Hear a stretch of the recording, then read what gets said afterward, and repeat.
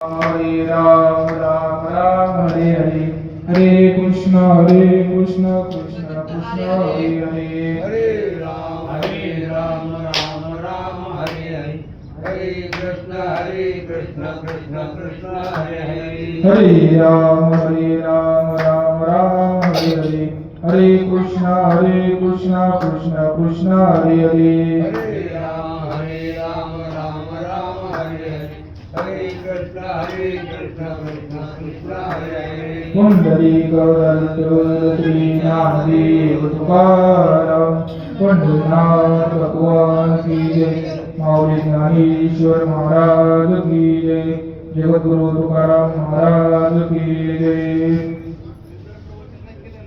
तरी कीर्तनाचे निनटनाचे, नाशिले व्यवसाय प्रायचित्ताचे, जे नामची नाही पापाची ऐसे केले, मायोग पिटे तटे विमलत्यम, वरपुंडलिकाय धातुं मुनिन्द्रे, समागत्यतिशन् तमानंद कंदम, परब्रह्मलिंगम भजे पांडुरंगम, पांडुरंगा करुप्रथम नमन, दुसरे चरण सत्ताचिया, त्यांच्या कृपालाने पतीचा विस्तार, बाबाजी सद्गुरुदास तुका, अलंकापुरी रम्य श्रीनासनस्थं, परं भोज तेजस्वी प्रदेशं, वेदेन्द्रादिदेव सदा स्तूयमानं, समाधिस्थं मूर्तिं भजे ज्ञानदेवम्.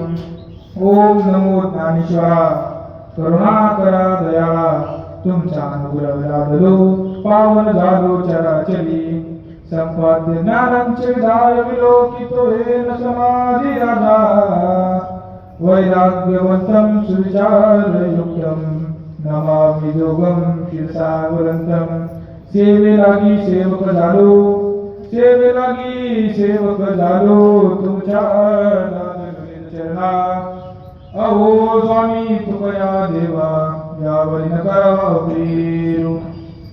प्रस्तुत प्राप्त प्रसंगी प्राप्त स्थळी प्रवचन रूपी सेविकेता निवडलेली होई महावैष्णव अलंकापुर निवासी, ज्ञानियांचे राजे, योगियांची माऊली असे ज्ञानोपाराय यांच्या ज्ञानेश्वरीतील 14वा श्लोक 9वा अध्याय 14वा श्लोक आणि त्यातली पहिल्या क्रमांकाची ओवी.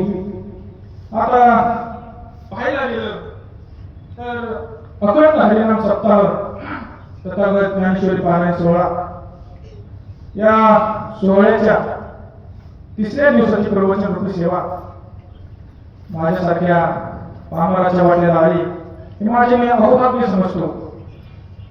आता प्रस्तुत विषयाकडे जर यायचं झालं तर या ओळीतून ज्ञानोपाराय आपल्याला काय सांगतात, कीर्तनाचं महत्व सांगतात, कीर्तन कसं करावं, कीर्तन कशा स्वरूपाचं असावं आणि कीर्तन किती प्रकारे आहे, म्हणजे कीर्तनाचे प्रकार किती हे या ओळीतून ज्ञानोपाराय आपल्याला कीर्तनाची साधना प्रकट करतात. आता पाहायला गेलं ना तर हल्लीच्या काळात बघा आबा, हल्लीच्या काळात म्हणजे आताच्या काळात कीर्तन आपण काय वेगवेगळ्या प्रकारची बघतोय. कुणी कीर्तनात सासू सुना आणल्या, कुणी कीर्तनात गाणी म्हणतोय, पण कीर्तन कसं असतं आपण रोज बघतोय. आता बडकऱ्यांचे कीर्तन आपण बघतोय रोज, कीर्तन कशा स्वरूपाचं असावं. आता संतांनी सांगितले बघा की कीर्तनातून देव होता येतं, पण ते देव कशा स्वरूपात होता येतं. संतांचं प्रमाण येतं की ब्रह्मभूत काया होतीसे कीर्तनी आणि भाग्य तरी देव ऐसे. संतांचं प्रमाण बघा.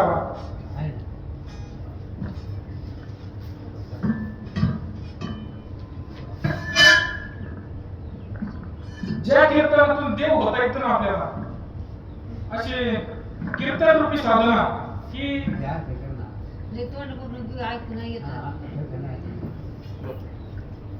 कीर्तन रूपी साधना आहे बऱ्याच प्रकारे. आता किती प्रकारे, बऱ्याच प्रकारे आहे, म्हणजे बऱ्याच प्रकारे आहे, पण आपण त्यातली एक प्रकार किंवा दोन प्रकार बघू. आपण पाहू नाम प्रकार किंवा स्वरूप प्रकार बघू.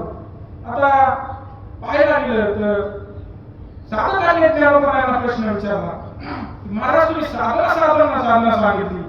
नक्की साधना म्हणजे काय? नक्की साधनेने भलं कुणाचं झालंय? नक्की साधना केल्यानंतर साधनेनं कुणाचं बाबा नशिबात फळाला आलंय? म्हणजे असं साधना कुणाचं काय झालंय सांगा आम्हाला. तुम्ही म्हणता साधना केल्यानंतर हे होतं, साधना केल्यानंतर ते होतं. तुम्ही सांगा.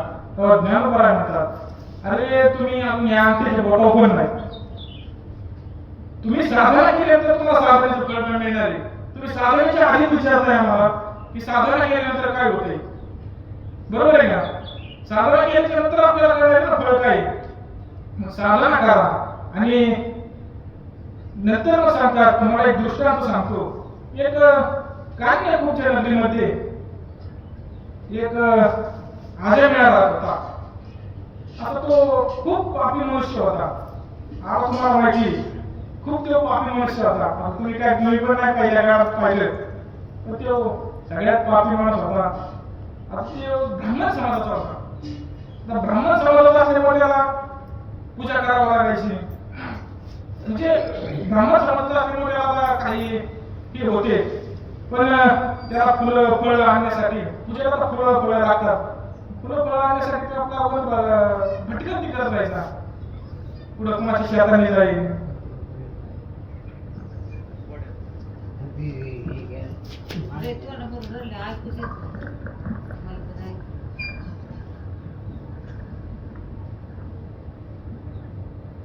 हॅलो, येतोय का? कुणाच्या शेताने जाईल, कुणाच्या काय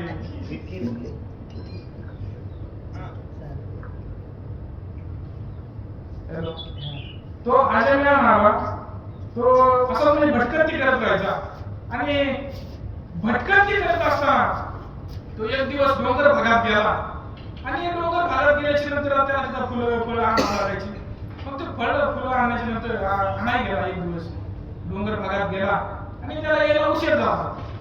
तर उशीर झाल्याच्या नंतर तो म्हणला आता आपण एक शॉर्टकट वाट बघू. आता आपल्याला हे करून जायचं मला उशीर होणार आहे. मग आपण शॉर्टकट वाटेने जाऊ. शॉर्टकट वाटेने जायच्या नंतर एक त्याला एक वेश्या दिसली. आता वेश्या दिसली त्याला एक विचित्र चित्र दिसलं. आणि तिथून तो घरी गेला. घरी गेल्याच्या नंतर त्याला तेच मनात खंतता यायची की आपण हे बघितले, आपण ते बघितले. तो घरी गेला. त्याला काय पूजा करायला त्याचा मन लागला. आता जुनी लोक 3-3 तास 4-4 तास नुसतं पूजेला घालवायचे.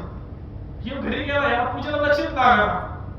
पूजेला लक्ष लागला. दुसऱ्या दिवशी परत त्याच वाटेने माघारी निघाला. आणि निघाल्याच्या नंतर तो त्या वेशीपाशी गेला आणि तिच्याबरोबर राहू लागला. तर राहू लागल्याच्या नंतर त्याला असा संसार चालू झाला. तिथून त्याला पुढं 8 रुपयाची प्राप्ती झाली. आणि प्राप्ती झाल्याच्या नंतर एक दिवस असा आला की तो घरी गेला. घरी गेल्याच्या नंतर त्याला संसार घडला. त्याला इतका पाप करायला लागला की पुढं व्यसन करायला लागला, पुढं चोऱ्याच करायला लागला, पुढं काय मानाची पाप करायला लागला. पण एखाद्याचं नशीब बाबा इतकं चांगलं असतं की सगळं फक्त पापी माणसालाच भेटतं बरं का. इतकं नशीब एखाद्याचं चांगलं असतं की आता समजा उदाहरण द्यायचं झालं तर एखादा पाप करतोय. आता आजी मिळायचं आपण ते उदाहरण पाप करतोय.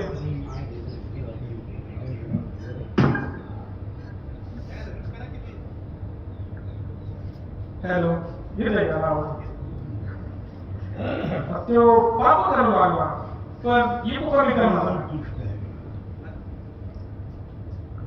पाप करू लागला. आता पाप करू लागल्यानंतर इतकं नशीब भारी होतं की त्याच्या गावामध्ये एक साधू आले बरं का. आता साधू आल्याच्या नंतर त्या वेशीमधल्या लोकांना विचारलं की तुमच्या गावाचा ब्राह्मण समाजाचा माणूस कुठे राहतो, म्हणजे ब्राह्मण कुठे राहतो. आता त्या वेशीवाल्या लोकांना माहितीच होतं की गावात एकच ब्राह्मण आहे. तो पण कोण आहे? आजय मेळा. आता आजय मेळा इतका पापी माणूस आहे. पण साधू लोकांना कसं सांगायचं पापी माणूस एवढा, बरोबर आहे का? पापी माणूस म्हणून आता त्यांना माहिती होतं वेशीवाल्या लोकांना. मग साधू मंडळींना सांगितलं की इथे राहते. खंतच सांगितलं साधू मंडळींना की आजय मेळा इथे राहतो. नंतर साधू मंडळी त्याच्या घरी गेले. तिथं गेल्याच्या नंतर त्या आजयमायांनी त्याचं स्वागत केलं आणि स्वागत केल्याच्या नंतर त्यात संध्याकाळी भोजन झालं आणि भोजन झाल्याच्या नंतर सकाळी काकडा झाला त्याचा काय म्हणतात त्याला परत भोजन झालं ते त्याच्या वाटेवरती निघाले आणि जात असताना त्यांनी आजयमायाच्या पत्नीला सांगितलं की आम्ही तुम्हाला एक काहीतरी आता तुम्ही आमची एवढी मोठी सेवा केलेली आम्ही तुम्हाला आता काहीतरी एखादं फळ देऊ. आजयमायाची पत्नी म्हणली महाराज तुम्ही जे बोललात तेच आमच्यासाठी की नको आम्हाला तुमचं काही. पण साधू मंडळी म्हणाले की तुम्ही एवढी आमची मोठी सेवा केलेली तुम्हाला हे काहीतरी घ्यावंच लागेल आमच्याकडून. आजयमायाची पत्नी म्हणायची महाराज आम्हाला काही नको. पण साधू मंडळी म्हणाले आमचं फक्त एकच म्हणजे हे सापडे तेवढं तुम्ही पूर्ण करा. ते म्हणजे तुमच्या सगळ्या धाकट्यामुळेच नारायण ठेवा. त्यांनी त्यांचं म्हणणं ऐकलं आणि नारायण नाव ठेवलं. आता नाव ठेवल्याच्या नंतर एक दिवस असा आला की आजयमायाला पाप करता करता कळालंच नाही की त्याचा अंतकाळ जवळ आलेला त्याला कळालं नाही. ते एक दिवस आजारी पडला आणि आजारी पडल्याच्या नंतर त्याला कळलं की आपला आता अंतकाळ जवळ आलेला आहे. त्याला यमदूत दिसलं वरून येताना. यमदूत दिसल्याच्या नंतर आता कुणाला जरी झालं तरी मरणाची भीती.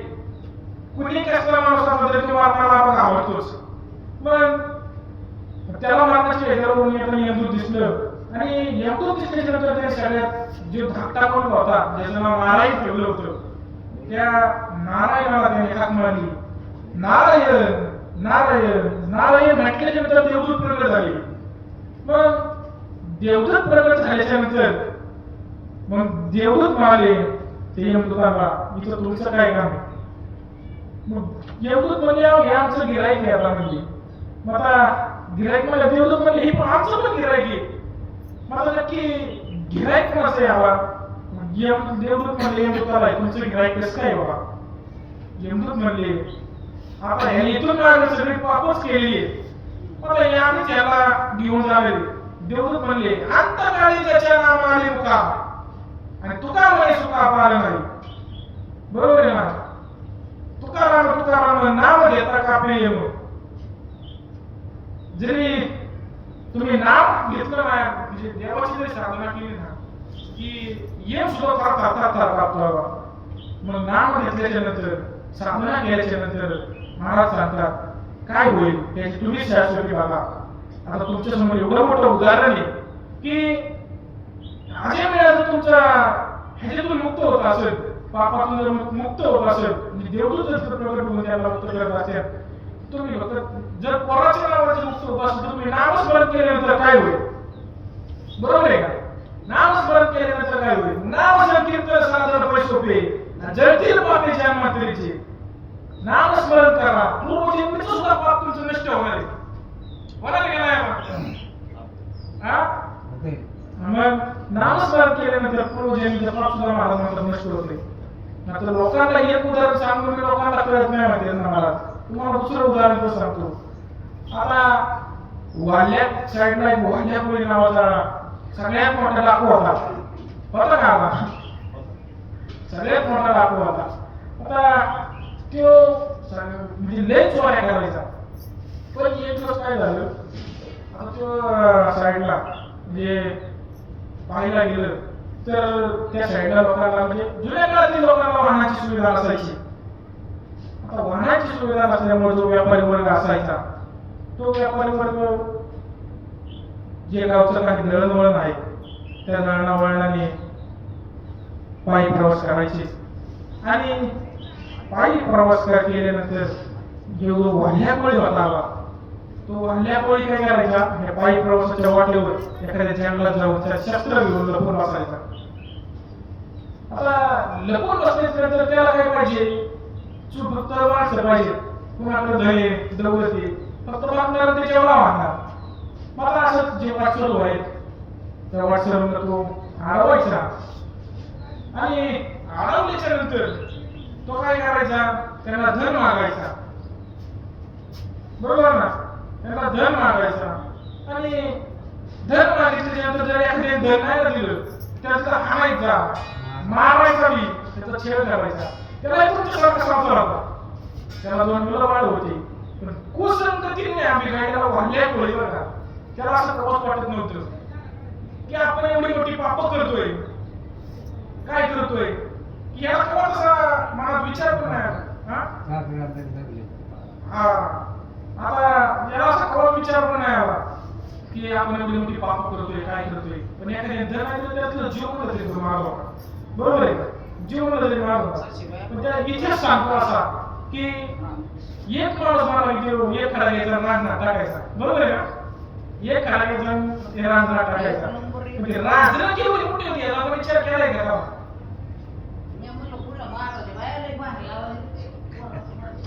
आपण रांजणा केवढी होती माहिती का? एका टायमिंगला 7 हत्ती फिरत होते एका रांजणात. किती? 7 हत्ती एका टायमिंगला फिरत होतं. एवढी मोठी रांजणा होती ती. आताची आपली रांजणा एवढी आहे, एका टाइमला 7 हत्ती फिरत होतं. मग तशी 7 रांजणं भरून त्याने खडं गोळा केली होती. म्हणजे माणसं एवढी मारली होती. आजच्या जगात पाहिला पण मिळणार नाही की एवढा मोठा राखू मिळेल का बा. मग इतिहास आपल्याला असं सांगतो की एक दिवस काय झालं, वाढल्या कोणाच्या पण नशिबात एक दिवस असा आला की त्यांनी, म्हणजे आता आपण म्हणतो एखाद्याचं सांगितलं तुम्हाला मागशीच म्हणले पापी माणसाचं बाकी लगेच उजाळतं, बरोबर आहे का नाही. तसं वाढल्या कोणाचं पण नशीब इतकं भारी होतं की एक दिवस त्याला वाटेत नारद महर्षी भेटलं. त्यांचं पुढे भजन चालू होतं, नारायण नारायण नारायण नारायण नारायण नारायण नारायण नारायण नारायण नारायण नारायण नारायण नारायण असं नारद महर्षींचं भजन चालू होतं. आता तिकून नारद महर्षी आले, इकडून वाक्याकुळी चालला. आता इकडून चालल्यानंतर शस्त्र घेऊन चालला होता वाल्याबाईंच्या. त्याला काय माहिती साधू मंडळीत म्हणून, साधू येतात त्याला काय एवढं माहिती. पण नारद महर्षी आले. नारद महर्षी म्हणजे यार यार तू कोण आहे, बरोबर आहे का, म्हणजे तू कोण आहे. एवढं आता मी एवढ्या सगळ्यात मोठा दाखवी, मला तुला काय पाहिजे, मला काय पाहिजे. मी दाखवून म्हणजे मला धन पाहिजे, सोनं पाहिजे, पैसा पाहिजे, दुसऱ्या वेळेला आपल्याकडे दाखवला. नारद महर्षी म्हणले माझ्याकडे एवढे दिलं तुला. म्हणल्यामुळे असा विचार केला की सगळ्या आपण एवढी मोठी चोर पकडली असला सापडला धर्म होतोय. मग नारद महर्षीने काय केलं, त्याच्याकडे जो विना होता तो विना काढला आणि त्या वाल्याबाईच्या गळ्यात झाला काढला. वाल्याबाईला वाटलं असेल आता विना काढून मी धनबी काढून दिल्या, त्याच्याकडे 2 शिपाई होत्या, त्या पण त्याच्याकडे दिल्या. आणि दिल्याच्या नंतर तुम्हाला असलं लाकडं काय देत आहे आम्हाला, मला असली लाकडं मिळत आम्हाला बायको पैसे द्यायला मिळत, मला असलं नेलं आम्हाला काय, मला खायला भेटतंय काय, मला रोज पैसा न्यावा लागतो, सोनं न्यावं लागतं, मला रोजची मला पोटाला लागतंय ती माणूस न्यावा लागतंयच. मला असं करत नारद महर्षींना त्याकडे दिलं सगळं. की मला या असं नेल्यावर तुम्हाला आम्हाला दानालाच लागावं पहिलं. त्याने परत दिलं. नारद महर्षींनी विचारलं की तू एवढी पाप करतोय, ही पाप कशामुळे एवढी करतोय. वाल्यामुळे म्हणला कशाचे साधू लोक अशी सांगतात, पाप म्हणजे 3, पाप पुण्य म्हणजे 3, अशी सांगायला लागतात मला साधू लोक. पण नारद महर्षी म्हणले की तू एवढी पाप करतोय, आता पापात एक माझा एक आहे, म्हणजे तू पापच एवढी करत असेल, तुझ्या घरची तुझी बायको, तुझी आई हे पापात चांगलेत का. ते मला मग एवढी पाप करतोय. मी म्हणाला चला तुम्ही माझ्या बायकोला चांगलं असणारच, माझं एक ऐक आणि तू घरी जा, तुझ्या बायकोला विचार मी तवरीतच थांबतो. तुझ्या बायकोला विचार आणि तू परत माघारी पापात सामील आहे का म्हणून. बरोबर आहे का? मग ती घरी गेला. घरी गेल्याच्या नंतर तो बायकोला सांगतो की तुम्ही म्हणजे तू मी जे काही पाप करतोय त्या पापातून सामील आहे का? वाटकरी आहे का? बरोबर. तो काय वाटकरी आहे का? ती म्हणजे थांबा मी एका देवळीत एक खाई घेऊन येते. पण ती देवळीत गेली तिला काय चालला? येऊच चावला. तर येऊच चावल्याच्या नंतर ती म्हणली आता माझं एवढं दुखतंय, हाताला एवढं पोट दुखतंय, त्यातलं मी बाबा तुम्ही घ्या. आपलं निम्म दुखणं तुम्ही घ्या, वेदना तुम्ही घ्या. आता आपल्या भाषेला आपण बोलतोय वेदना तुम्ही घ्या. ती म्हणलं मी वेदना म्हणजे काय मला हे काय मला घेणं देण्याचं काही गोष्ट आहे का? मला एखादी वस्तू असते ठीक आहे मला ती घेतली असते जर झाली असती पण मला वेदना कशा घ्यायच्या? मग वाढल्या मुलाची बाईक म्हणली तुम्ही वेदना घेऊ शकत नाही, तुमचं केलेलं पाप मी कशी घेऊ? बरोबर आहे. तुम्ही केलेलं पाप कशी घेऊ? मग वाढल्या मुलाच्या डोक्यात विचार आला आणि तो नारद महर्षींकडे परत गेला. नारद महर्षींच्या तिने पायावर डोकं ठेवलं आणि पायावर डोकं ठेवल्याच्या नंतर नारद महर्षी म्हणले आता नारद महर्षींना वाल्यामुळे म्हणला की महाराज माझं चुकलं, मला माफ करा. मग नारद महर्षी म्हणले आता झालं गेलं तर त्याला वेळ सोडून दे, झालं गेलेलं आता इथून पुढचं पहा. मग नारद महर्षीने काय केलं की त्याला एक राम मंत्र दिला. राम म्हणायला लावला. रात्रीच महाराजांनी आपल्याला सांगितलं हे उदाहरण. त्याला राम म्हणायला लावल्याच्या नंतर तो महाराज म्हणायचा. रात्रीच आपल्याला महाराजांनी सांगितलं रेशमी महाराजांनी राम म्हणायला लावल्याच्या नंतर महाराज म्हणायचा. आता नारद महर्षी म्हणले तुला मारा मारायची ना? मग मारा मारा मारा मारा मारा 3 वेळा मारा म्हटल्याच्या नंतर दोन राम काय होते? बरोबर आहे ना? नसं खोट वाटत तो राम म्हणतो 3 राम म्हणतो मारा म्हटल्याच्या नंतर दोन राम तयार होते. हा 3दा मारा म्हटल्याच्या नंतर दोन राम तयार होते. मग नारद महर्षी म्हणले कान मंत्र दिलेला आहे हा जपत राहा. मग त्यांनी 14 वर्ष तो पहिल्यांदा मला म्हणायला लागला. नंतर त्याला गावात राम तयार झाला की त्याला बी कळलं नाही. त्यांनी 14 वर्ष तपश्चर्या राम राम म्हणत केली त्याच जागेवरती. त्याला त्याच्या अंगावरती भरपूर तयार झालेलं त्याला कळलं नाही. मग एक दिवस परत नारद महर्षी त्याच वाटेवरून येत होतं आणि त्याच वाटेवरून येत असताना नारद महर्षी म्हणजे नामस्मरणाचा आवाज कुठून येतोय? पण नारद महर्षीच्या नंतर बघितलं की आपण 14 वर्षापूर्वी भांड्या पळायला राम म्हणायचा मंत्र कान मंत्र दिला होता. बरोबर आहे का?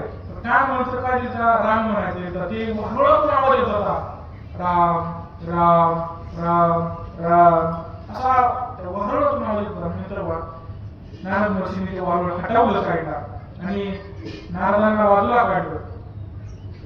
बाजूला काढल्याच्या नंतर नारदांनी काय केलं? त्याला वाल्मिक ऋषी पदवी देऊन टाकली. मग तो काय झाला? वाल्मिक ऋषी झाला. मग नामस्मरणाने जर इतकं होत असेल तर संतांची संगती मध्ये घडली पाहिजे. संतांची संगती मध्ये घडली पाहिजे. मग तिथं सांगितलंय की संत आणि लोक हे एकत्र आलीच पाहिजे. कारण संतांना काहीतरी गुण आहे. तिथं सांगितलंय ना चंदनाचे काय चंदनाचे काय काय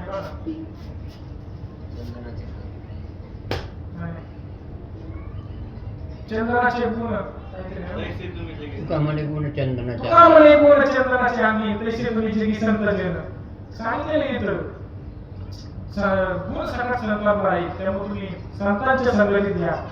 अहो चंदनाच्या जर संगतीत आलं ना एखादं झाड ती चंदनासारखं सुगंधीमय होतं. बरोबर आहे ना? मग चंदनाच्या सुगंधीमय होत असेल तर संतांच्या संगतीत आल्यानंतर माणूस कसा होईल? संतच होणार आहे. साहजिक आहे. संतांच्या संगतीत आल्यानंतर माणूस संतच होणार आहे. जर एखाद्या चंदनाच्या संगतीत बोलीचं झाड जरी आलं ती बाहेरून काटेरी कसं आहे बाहेरून काटेरी पण आपलं कसं आहे ती चंद्रच होणार आहे चंद्राच्या झाल्यानंतर केली ते शापरी चंदन आणि बोरीवर चंद्र आणि बोरी व्यापली आता इथं उदाहरण तुम्ही सांगताय उदाहरण खाली बसून असू दे सांग सांगतोय हो त्या नाचली म्हणजे ते जर तुम्ही उदाहरण